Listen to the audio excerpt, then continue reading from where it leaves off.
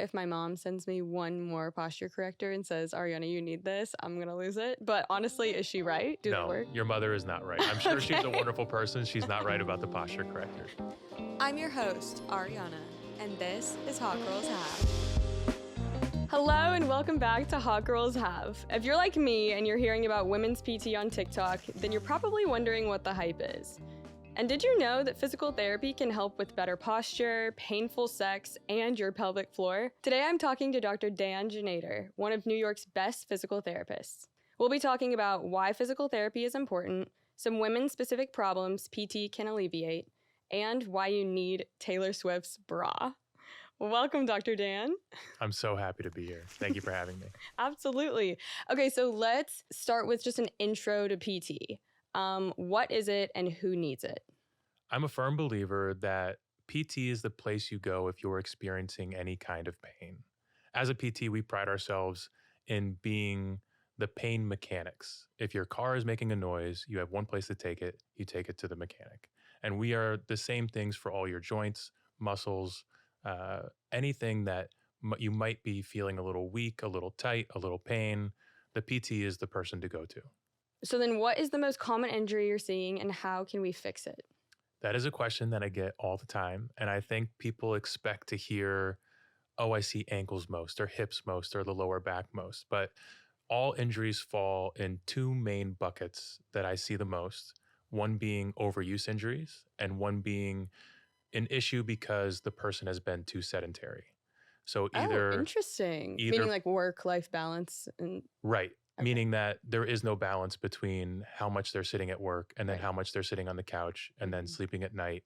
And then all of a sudden, all it takes is one little thing. And because their body has not been prepared for movement, now they're in pain. Okay. Or on the other side of the spectrum, you have your marathoners, you have your weekend warriors, you have your people that just do and do and do and do.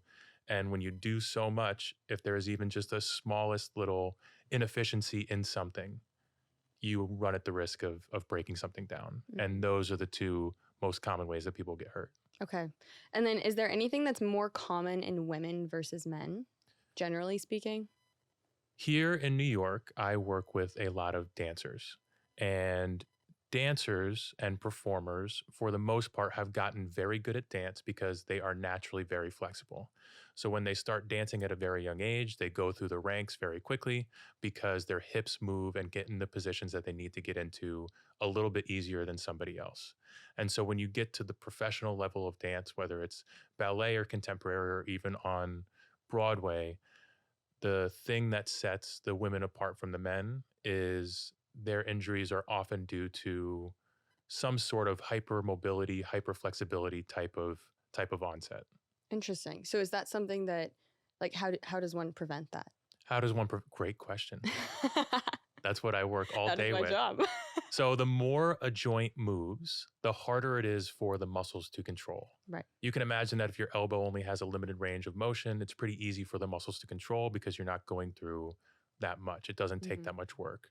But if you have a joint that moves way more than it was ever meant to move, those muscles have to work twice as hard to keep everything controlled and keep everything where it belongs. And so mostly what we work with in these athletes is strengthening their joints at these different ranges of motion that are required of them with what they do for a living. Interesting. So it falls back on the strengthening and less on the proper warming up per se. 100%. Okay. Because these athletes are already as flexible as they'll ever need to be. Mm-hmm. Stretching isn't going to help them. They're already doing a pretty good warm up. They're already doing a pretty good cool down. For the most part, their muscles just are not capable of maintaining stability in something like a split or something like a high kick or something like a fan kick, and building the muscular control to do those things is what ends up helping their pain. So for anybody listening to this, would you say then that in order to prevent something, it's really a good idea to focus on strengthening the area around it? For the most part, strength will fix all issues.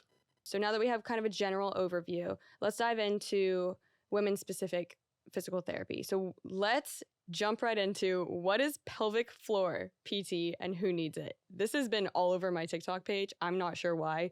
I don't know what it is. Tell me about it. Pelvic floor PT, and just to be clear, I am not a pelvic floor PT. I work with amazing pelvic floor physical therapists who have filled me with all kinds of knowledge. But as a beginner intro to pelvic floor PT, every pelvic floor PT has their doctorate of physical therapy or their equivalent of a doctorate of physical therapy if they graduated physical therapy school when they were only giving out a master's. And they had to do a very, very intensive continuing education to give them the knowledge and know-how and sensitivity to deal with something like the pelvic floor. The pelvic floor is basically the core muscles and the sensitive muscles down below. And they are equipped to deal with everything from pre and postpartum, pain with sex, especially painful menstrual periods, even urinary incontinence or any type of incontinence, or any other weakness or issue that you might be experiencing in the more sensitive areas. So pelvic floor PT can help with painful sex. 100%. How? If you were doing a squat and you felt pain in your quad, you would more intuitively know, oh, my quad is tight. Something needs to happen. I need to roll it out. I need to stretch it. I need to strengthen it. That's how I'm going to reduce pain with this movement. Sex is really no different. It's just that because there's not a lot of education around it, a lot of women that experience pain with sex have convinced themselves that that is just how it's meant to feel or that is just how they're built, when that is not necessarily the case. And when you see a pelvic floor PT, they can find the equivalent of your quad being tight with a squat. Right. By doing a really in-depth exam of your pelvic floor, finding areas that are a little tighter, a little bit more hypertonic, and they have the tools needed to reduce and relax and improve how you feel in that area with that activity. So what are some of the things that somebody might be prescribed by their PT? There's a whole host of things. I know from talking to my pelvic floor PT friends that Kegels are way overprescribed and oftentimes are not going to fix what you will need to work on. And that is the main thing that people know is like, oh, I have a problem down there. I'll just start squeezing it all day long. Like that'll work. And it doesn't. It doesn't do the trick. Okay, good to know. Pelvic floor PTs have a wide array of things that they can do with their hands. There are internal exams. They can enter those areas, feel around, and do massage techniques and do hands-on manual techniques to release that. Of course, if you are not into that idea, you can always turn it down and they can find other ways to go about it. But that is more so what they have learned in that very intensive continuing ed. I don't feel like I can speak on it too much, but they have access to a whole host of things they can do hands-on. And then there are a lot of specific exercises that they can do. I know that there are vaginal weights and there are other tools that you can use to work out that area the same way you work out any other muscle. Gotcha. Tell me a little bit more about some challenges that individuals might be facing on the day-to-day that might be uncomfortable or maybe semi-painful that PT can help alleviate, but people just don't realize that they can go see a physical therapist. I think intuitively people do know that they can see a physical therapist. It's just when you start feeling some sort of discomfort and some sort of pain, I think the first thing that people think is, oh, this will just get better. Right. I'll just wait this out. There's no way that this is going to stick around forever. And then before you know it, it's 3 months have gone by and that thing you felt when you woke up in the morning 3 months ago is still around. And now you've just convinced yourself that, oh, I guess this is just something that I feel. Exactly. Instead of trying to do something about it, you just say, oh, I can't go do that thing. That will hurt my back. Or you drop something and be like, I can't pick that up. That'll hurt my back. When I think the thought should be, if you are avoiding things that should be pretty normal for you, please see a professional about it, because especially if you see us early and we get to the issue before any sort of other compensations start taking place, it really can be a pretty quick and painless time to get back on the right track. I can't entirely speak to this, but I will say there's so many times when I've seen, my dad accidentally tweak something and he'll just take some Tylenol, call it a day, it's okay. And as the days go on, I can just see that it's not getting better. And That makes sense. I can see that. Do you think there's any kind of stigma associated with people coming to see a PT? 100%. Because when you see a PT, there is some level of vulnerability. Mm-hmm. You're going into a place and you are admitting that something hurts and you were not able to fix it yourself. It's the same thing as if you have a parent that thinks that they can do all the plumbing. Right. I've got it. Right. I know how to use a wrench. Uh-huh. My dad taught me how to use a wrench. I can fix it. Mm-hmm. That's a tough time to then call the plumber because you couldn't fix the plumbing. Mm-hmm. And I think the equivalent of that is every day we wake up and we live in our bodies. We've been living in our bodies our entire life. We feel like we should have ownership of our bodies. And when something goes wrong, we either think that our body will fix it all by itself or we can fix it. And it does take a certain amount of vulnerability to say, I couldn't fix it. Mm-hmm. And I respect that, but I also don't think that it should be the stigma because every other practice, for the most part, that works on pain is external. A doctor is going to give you medication. A surgeon is going to fix something. A lot of other practitioners fix something with something other than just your body. And in PT, we're trying to maximize how much your body can do for you. Mm-hmm. And so you shouldn't feel vulnerable going to a PT. You should feel empowered that you're going to learn how to work on a pain with nothing other than just the power already in your body. Mm-hmm. So tell me a little bit more about, I know we kind of touched on this earlier, but how, yes, one, PT is for everyone. Mm-hmm. Two, PT is something where if you're already in pain, definitely go see somebody, but you can see somebody preemptively. Talk to me a little bit about that preemptive side of things. Like, should I be seeing a PT on the daily? Like, should anybody just be seeing a PT as part of their like weekly routine? That is not recommended, I would say, unless you have incredible insurance or you do very well for yourself. Okay, great. And practicing in Midtown Manhattan, we have a couple of those Right. that can just afford to come see us all the time Mm-hmm. and get their bodies worked on, and that's all they need. Mm-hmm. I think for the average person, all you have to do is just recognize the first sign of something.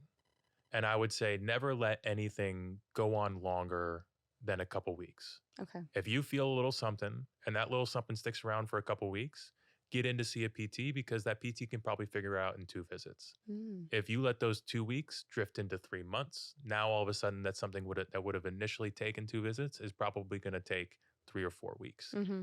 And so it's more of the earlier the better and recognizing when that pain comes on rather than doing it all the time. Mm-hmm. Okay, so when it comes to your videos, is the goal of your videos to provide people with resources to where they can self-diagnose or self-help? Or is the goal of your videos to provide them with a space and an opportunity to come in and see you? Kind of both.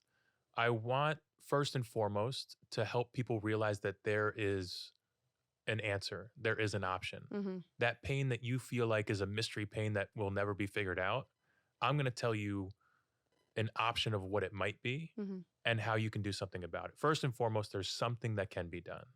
You don't have to live with pain. You don't have to live with discomfort. This is not a mystery, Right. and you are not alone. I can't tell you how many times I post a video. It's multiple times a week, and there are comments upon comments of, how did he know?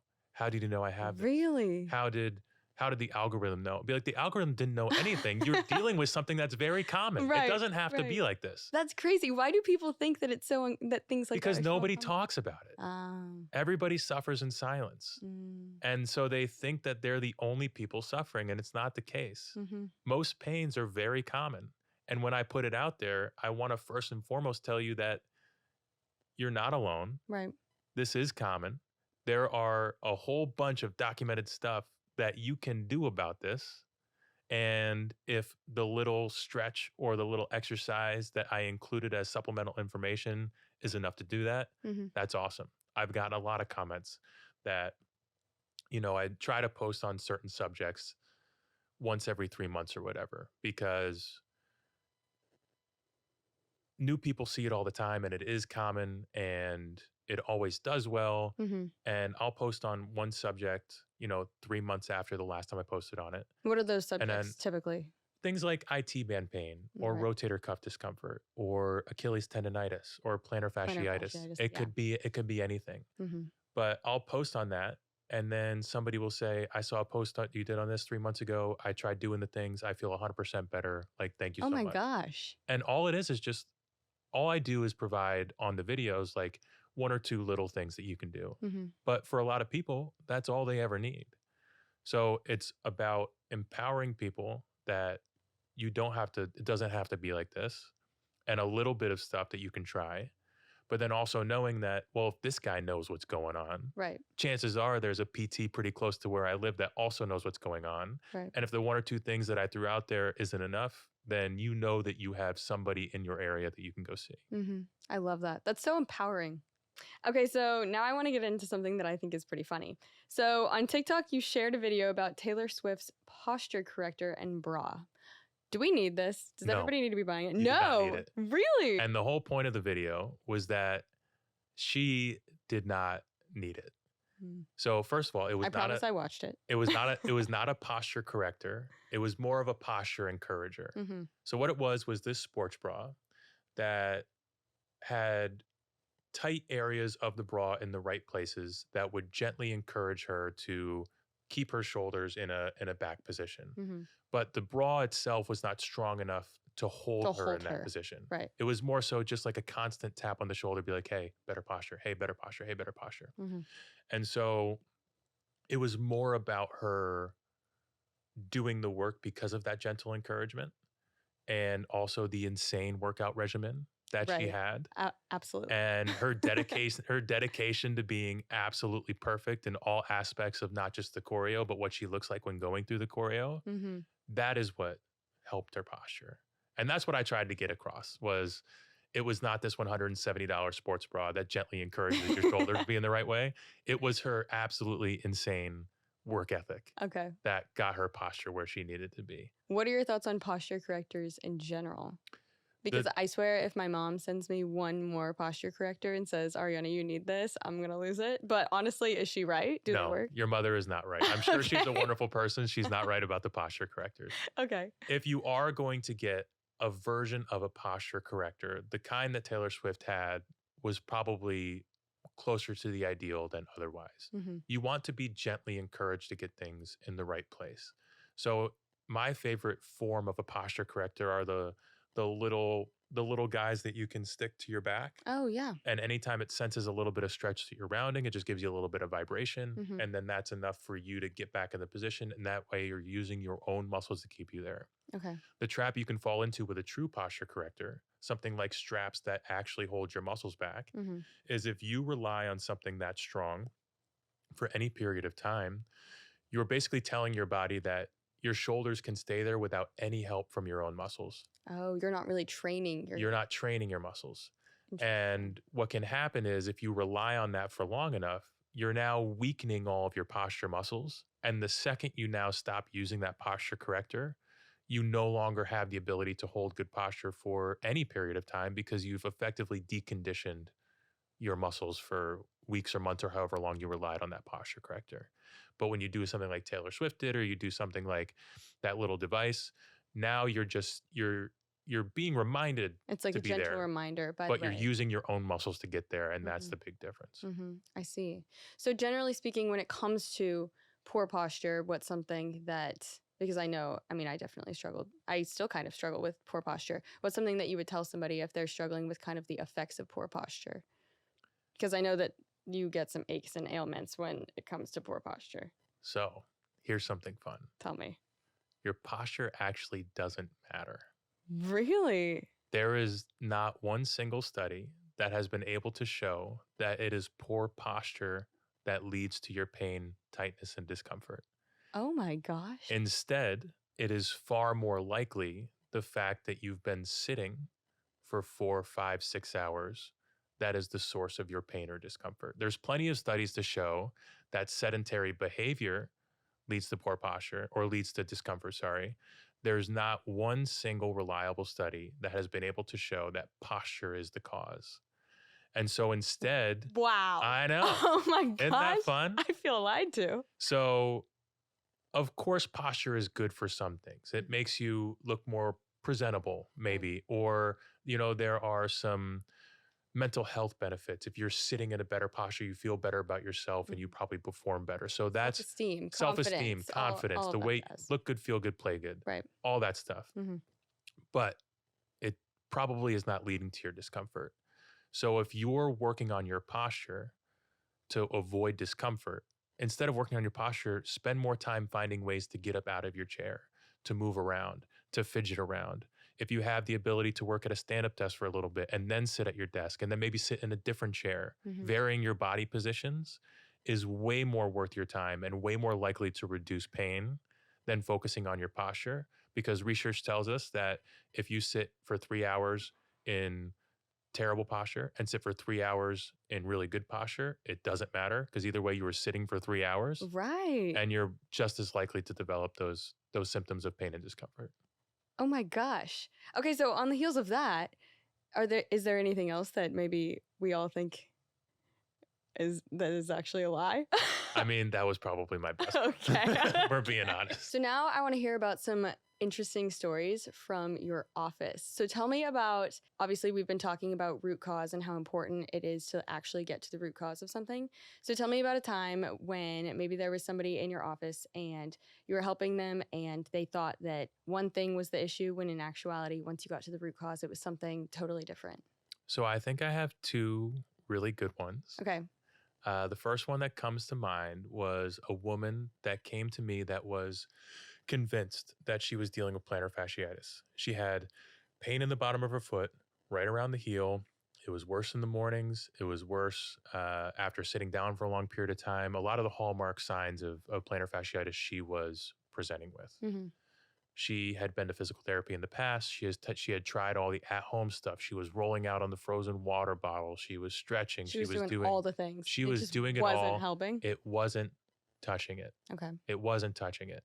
And anytime somebody comes to me after seeing a bunch of other professionals, it makes my job really easy because they've already told me everything that doesn't work. And because they've seen so many people and done so many things, that's a lot of things crossed off. So I'm like, perfect. You tried a bunch of stuff that doesn't work. There's basically one thing left that I can currently think of that it might be. So let's treat that. So the pain that she was having on the surface looked, walked, talked, all plantar fasciitis. I get that that's what was treated in the past. But when I pushed on the bottom of her foot, it didn't elicit the same things that other cases of plantar fasciitis that I've seen in the past. And it took me back to my neuroscience, and they're called dermatomal maps. Basically, every area in the lower body that has sensation ties back in to a nerve root back in your lower back. And so, this front part of your thigh is coming from the L3 level of your lumbar spine. The bottom of the heel is the lower lumbar spine. So I said, I'll tell you what, you've already been doing all this. It's not working. Let's try something completely new. I'm not going to touch your foot. I'm not going to do anything with your foot. The only thing we're going to do is treat the area of the lower back that supplies the nerve in your heel area. We'll do it for 2 weeks. And if all we treat is the lower back and it starts getting a little better, then we'll know for sure. Like, that's it, because you haven't been touching the foot. We'll just do the back. Right. Sure enough, in 2 weeks, she had felt more pain relief than she had had in months and months before. Oh my gosh. And we ended up finishing that case without touching her foot once. Oh my gosh. We only touched the lower back. We only worked on the lower back, and it completely took away her heel pain. Wow. Something else I do want to make sure we touch on is, if somebody does want to go see a physical therapist, what are 3 things they need to know before they just go and see someone? 3 things. The first thing is, you do not need a prescription from a doctor, for the most part, in the United States, to see a physical therapist and have your insurance cover it. I haven't checked lately, but I'm pretty sure we are now at the point where 50 out of 50 states, you can see a physical therapist without a prescription. You can call them up, make an appointment, you're good to go. You can get right in. Okay. The second thing that you need to know is every physical therapist has a niche for the most part, or at least they have a certain thing that they are comfortable treating. At the clinic I work at currently, we specialize in dancers, performers, and very active people, things in that realm. So if you don't fall in that bucket, you may not have the best time in that clinic. But there is a clinic for you. Just take the time, do the research, find out if there is a PT that is out there that is comfortable treating what you're dealing with. And number 3, listen to whatever they say. You're taking Just time. do your homework, basically. You're taking the time to go there. Right. You're putting your trust in this person. You owe it to yourself to give it the full go, listen to everything, do as you're told, and chances are things will work out pretty well. In your opinion, what makes a quote unquote good physical therapist? Like if I go and see a physical therapist, what are 2 things that I can ask them to ensure we're kind of on the same page and this will work out? Instead of asking them 2 things, ask them everything. Ask them everything. Okay. A really good physical therapist will have no problem answering all of your questions and giving you confidence in them that they are comfortable treating what you have. If you ask a lot of questions to any practitioner for that matter, it doesn't have to be a PT. If you come in there with a list of questions and they kind of brush you aside or don't really give you the time of day, that is not somebody that you should be treating.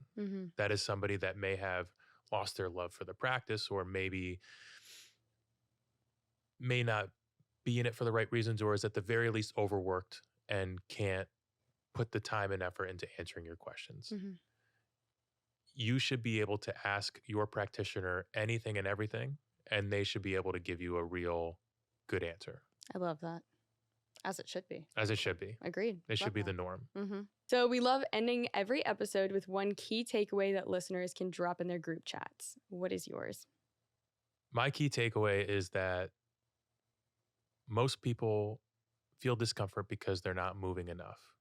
And the best way to move your body is in a way that you enjoy. I get asked a lot, what is the best form of exercise that I can be doing for my body? And the only answer is something that you enjoy because that's what you're going to do. And so instead of stressing out about finding the perfect exercise routine or the perfect this or perfect that, only think about what fits in your schedule and do you enjoy it enough to do it on a regular basis? Nothing else should matter. And then if you end up developing some kind of pain or issue or whatever, see a PT so that you can get back to doing what you love because the thing you're doing in the first place is something you enjoy. Amazing. Dr. Dan, thank you so much for being with us today. This was an awesome conversation. It was great. Yeah, thank you for having me. Thank you so much for joining us on today's episode of Hot Girls Have. You can find anything we mentioned in our show notes. Want more? Visit our website or check out our social media. This podcast is brought to you by Belly Welly, leading the charge in women's gut health.